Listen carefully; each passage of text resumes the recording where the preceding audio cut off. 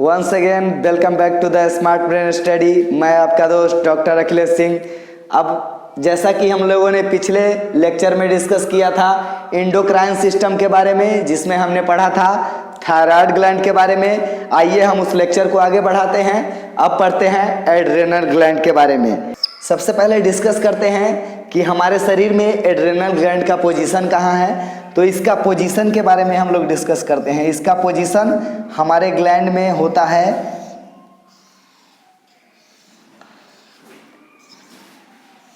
हमारे किडनी के जस्ट ऊपर, किडनी के ऊपर पाया जाता है एड्रेनल ग्लैंड।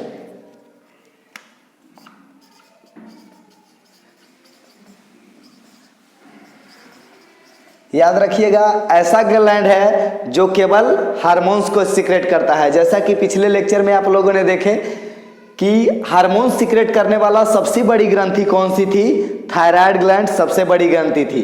और ये क्या है? सेकेंड लार्जेस्ट जो हार्मोन्स को सीक्रेट करते हैं। इसके बारे में हम लोग डीपली पढ़ते हैं। तो एड्रेनल ग्लैंड जो होता है, ये जिस हार्मोन्स को सीक्रेट करता है उसको बोलते हैं एड्रेनलिन। एड्रेनलिन हार्मोन्स है जो सीक्रेट होता है कहाँ से?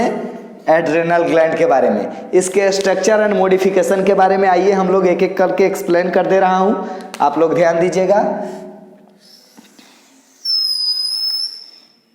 ये वाले भाग है, इसको एक्सप्लेन करने के लिए हम बता दिए इसमें 2 चेंबर होते हैं।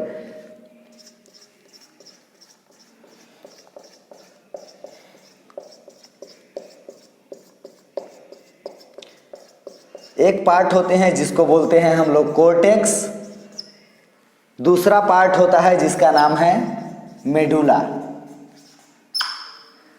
कोर्टेक्स और मेडुला दोनों का अलग अलग फंक्शन है। कोर्टेक्स जो होते हैं ये सेक्स हार्मोन्स रिलीज करते हैं,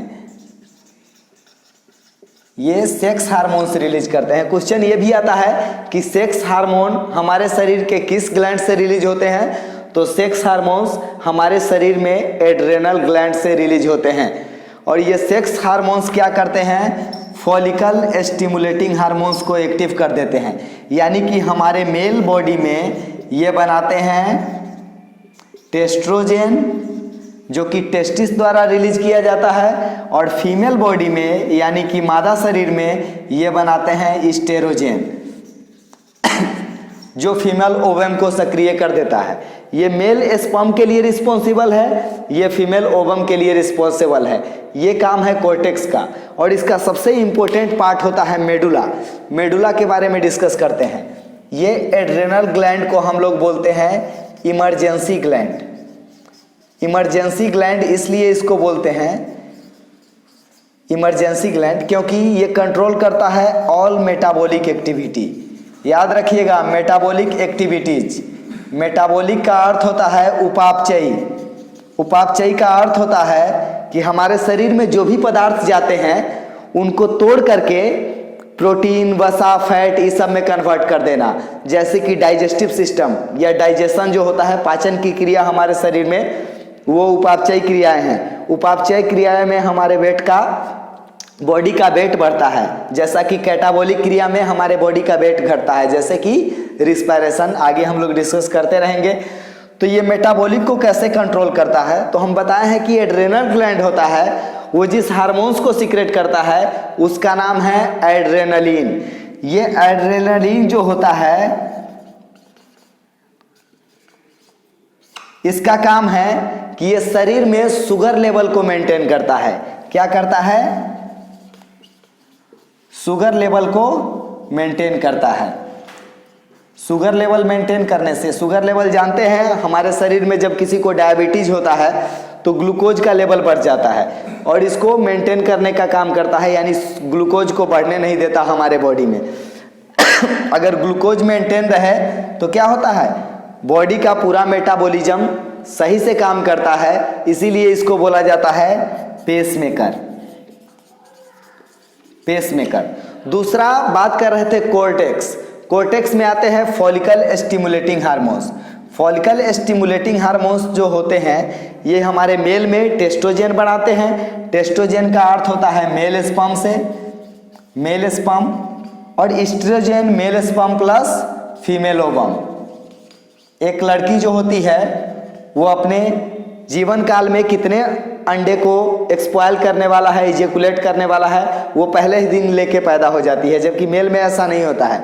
मेल में उम्र बढ़ने के साथ साथ मेल स्पर्म का पावर बढ़ते जाता है। नॉर्मली फीमेल में ओवम को इजेकुलेट यानी कि मेंस्ट्रुअल साइकिल जो आता है उसमें हर मंथ में एक फीमेल ओवम जो होता है या फीमेल अंडाणु जो होता है तो मेंस्ट्रुएशन साइकिल में बाहर निकल के आ जाता है, जबकि मेल स्पर्म में ऐसा नहीं है। जब आप एक्साइटमेंट स्टेट में पहुंचते हैं तब आप स्पर्म को रिलीज करते हैं, यानी कि एक डेंड्राइट्स होता है नेफ्रॉन के पास, वो डेंड्राइट्स मस्तिष्क को सिग्नल दे रहा होता है, रिवार्ड्स दे रहा होता है, तो माइंड को लगता है कि बहुत अच्छा कर रहे हैं, बहुत अच्छा कर रहे हैं, इसलिए वो बॉडी को पूरी तरीके से एक्साइटेड कर देता है और मेल स्पर्म का फॉर्मेशन हमारे बॉडी में होने लगता है।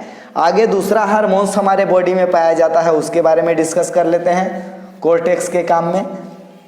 दूसरा होता है हार्मोन्स, उसमें आते हैं गोनेडो स्टिमुलेटिंग हार्मोन्स। सेक्स हार्मोन्स में आते हैं गोनेडो हार्मोन्स। ये गोनेडो हार्मोन्स में एक इम्पोर्टेंट हार्मोन्स होता है जिसको बोलते हैं LH। LH stand for lactogenic hormones. Lactogenic, दोस्तों लैक्टोजेन से आप समझ ही गए होंगे, लैक्टोजेनिक यानी लैक्टोमीटर यानी दूध में फैट की मात्रा को मेजर करता है। तो लैक्टोजेनिक हार्मोन्स क्या होते हैं? रिस्पॉन्सिबल फॉर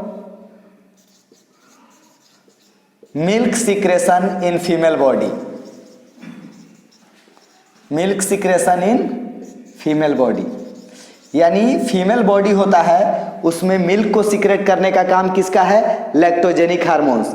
ये मिल्क सिक्रेशन अक्सर एग्जाम में पूछे जाते हैं कि ये लैक्टोजेनिक हार्मोन्स रिलीज कब होते हैं, तो याद रखिएगा ये लैक्टोजेनिक हार्मोन्स जो है वो एम्ब्रायोटिक स्टेज का अर्थ होता है गर्भावस्था, यानी during the time of pregnancy, यानी प्रेगनेंसी के टाइम्स में फीमेल जो होती है वो लैक्टोजेनिक हार्मोन्स को रिलीज करती है, जिसके कारण उसके ब्रेस्ट के अंदर दूध का सिक्रेशन होता है। ये अगर किसी फीमेल के पास कम है LH हार्मोन्स तो उसके मिल्क कम होंगे, अगर ये हार्मोन्स ज़्यादा है तो मिल्क की मात्रा ज़्यादा रहेगी और बच्चे जो होंगे वो स्वस्थ पैदा होंगे। तो इससे जुड़ी अगले लेक्चर में हम डिस्कस करेंगे हेटेरोट्रोपिक हार्मोन्स के बारे में, पैनक्रियाज के बारे में। हमसे जुड़े रहने के लिए मेरे चैनल को लाइक कीजिए, सब्सक्राइब कीजिए और कमेंट में ज़रूर सुझाव लिख के बताइए। धन्यवाद।